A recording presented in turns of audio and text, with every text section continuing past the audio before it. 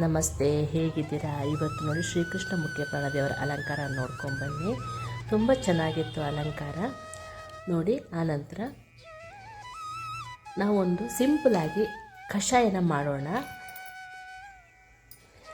ನೋಡಿ. ಅದಕ್ಕೆ ಹಿಪ್ಪಿಲಿ, ಆನಂತರ ಪೆಪ್ಪರ್ ಅಥವಾ ಕಾಳುಮೆಣಸು, ಶುಂಠಿ, ಸ್ವಲ್ಪ ಚಕ್ಕೆ, ಒಂದು 2-3 ಲವಂಗ, ನೆಕ್ಸ್ಟ್ ಅದಕ್ಕೆ ಸ್ವಲ್ಪ ಅರಿಶಿನ, ಆನಂತರ ನೋಡಿ ಸ್ವಲ್ಪ ನೆಲ್ಲಿಕಾಯಿ ಪುಡಿ ಮತ್ತು ಜೀರಿಗೆ ಪುಡಿ. ನೆಲ್ಲಿಕಾಯಿ ಪುಡಿ ಇಲ್ಲಂತಂದರೆ ನೀವು ಅದಕ್ಕೆ ಇದು ಹಾಕ್ಕೋಬೋದು, ನಿಂಬೆಹಣ್ಣು ಸ್ವಲ್ಪ ಜಾಸ್ತಿ ಹಾಕ್ಕೋಬೋದು ನೋಡಿ. ಇದನ್ನ ಫಸ್ಟ್ ಲವಂಗ ಡ್ರೈ ಇದನ್ನೆಲ್ಲ ಫಸ್ಟು ಜಜ್ಜಿಕೊಳ್ಳಿ, ಸ್ವಲ್ಪ ಪುಡಿ ಕ್ರಷ್ ಆದರೆ ಸಾಕು.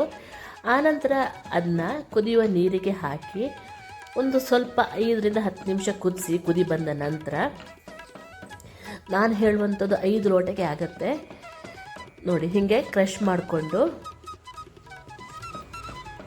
ಇದು ನಾನು ಕೃಷ್ಣ ಮಠದಲ್ಲಿ ಮಾಡೋದು ನೋಡಿದ್ದೀನಿ. ಇದನ್ನ ನೋಡಿ ಕರೋನಾ ಕಷಾಯ ಅಂತಲೂ ಹೇಳ್ಬೋದು.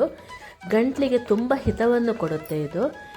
ಶೀತ, ತಲೆನೋವು, ಭಾರ ಎಲ್ಲ ಆಗುತ್ತೆ ನೋಡಿ, ಅವರು ಇದನ್ನ ಮಾಡಿಕೊಂಡು ಕುಡೀರಿ. ನಿಮಗೆ ಮಸಾಲೆ ಉಂಟು ನೋಡಿ, ಹಿಪ್ಪಿಲಿ ಒಂದು ಕಂಪಲ್ಸರಿ. ಹಿಪ್ಪಿಲಿ ಶೀತಕ್ಕೆ ತುಂಬ ಒಳ್ಳೆಯದು. ಮತ್ತೊಂದು ಜ್ಯೇಷ್ಠ ಮಧು ಬೇಕಂದರೆ ಹಾಕೋಬೋದು, ಕಫ ಜಾಸ್ತಿ ಇದ್ದರೆ. ಬಾಕಿದ್ದೆಲ್ಲ ಉಂಟು ನೋಡಿ, ನಿಮಗೆ ಹೇಗೆ ಟೇಸ್ಟ್ ಬೇಕೋ ಹಾಗೆ ಹಾಕ್ಕೊಳ್ಳಿ. ತುಂಬಾ ಚೆನ್ನಾಗಾಗುತ್ತೆ ಇದು ಕುಡಿಯೋದಕ್ಕೆ. ಇದಕ್ಕೆ ಹಾಲು ಹಾಕಲಿಕ್ಕಿಲ್ಲ, ಒಂದು 2-3 ಚಮಚೆಯಷ್ಟು ಒಂದು ಸಲಕ್ಕೆ ಕುಡಿದ್ರೆ ಸಾಕು. ತುಂಬ ಖಾರ ಇರುತ್ತೆ ಇದು. ಸಾರಿ. ಆನಂತರ ಅದಕ್ಕೆ ಅರಿಶಿನ, 1 ಚಮಚೆ ಜೀರಿಗೆ ಪುಡಿ ಹಾಕಿ ಅದನ್ನ ಕುದಿಸಿ, ಅದು ಹೇಳಿದ 5-10 ನಿಮಿಷ ಕುದಿಸಿ ಅಷ್ಟೇ ನೋಡಿ. ಇದು ಪುಡಿ ಮಾಡಿ ಇಟ್ಕೊಂಡಿದ್ದು ನೋಡ್ಬೋದು ನೀವಿಲ್ಲಿ. ಎಲ್ಲ ಒಟ್ಟು ಹಾಕ್ಕೊಂಡು ಆನಂತರ ಅದಕ್ಕೆ ಬೆಲ್ಲ, ಲಾಸ್ಟಿಗೆ ನಾನು ಹಾಕಿದ್ದು ಬೆಲ್ಲ, ಒಂದು ಅರ್ಧ ಚಮಚೆಯಷ್ಟು ನೆಲ್ಲಿಕಾಯಿ ಪುಡಿ ಆ ಕಡೆ ಈ ಕಡೆ ಮಾಡ್ಕೋಬೋದು. ನಿಂಬೆಹಣ್ಣು ಸ್ವಲ್ಪ ಆ ಕಡೆ ಈ ಕಡೆ ಮಾಡ್ಕೋಬೋದು.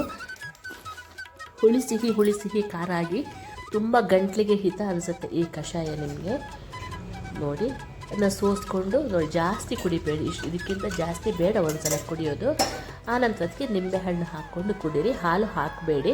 ಹೇಗಾಯಿತು ಅಂತ ಹೇಳಿ ಫ್ರೆಂಡ್ಸ್. ಈ ವಿಡಿಯೋ ಕರೋನಾ ಕಷಾಯ ಅಥವಾ ಶೀತದ ಕಷಾಯ ತುಂಬ ಹೆಲ್ಪ್ ಆಗುತ್ತೆ, ಬ್ರೀದಿಂಗಿಗೆ ತುಂಬ ಈಸಿ ಆಗುತ್ತೆ. ಪೆಪ್ಪರ್ ನೋಡಿ ಎಲ್ಲ ನಿಮಗೆ ಹೆಚ್ಚು ಕಡಿಮೆ ಮಾಡಿಕೊಂಡು ಕುಡೀರಿ. ಹಾಗೇ ಬಿಡ್ತಿದ್ದು ಕಷಾಯ ನೋಡಿದರೆ.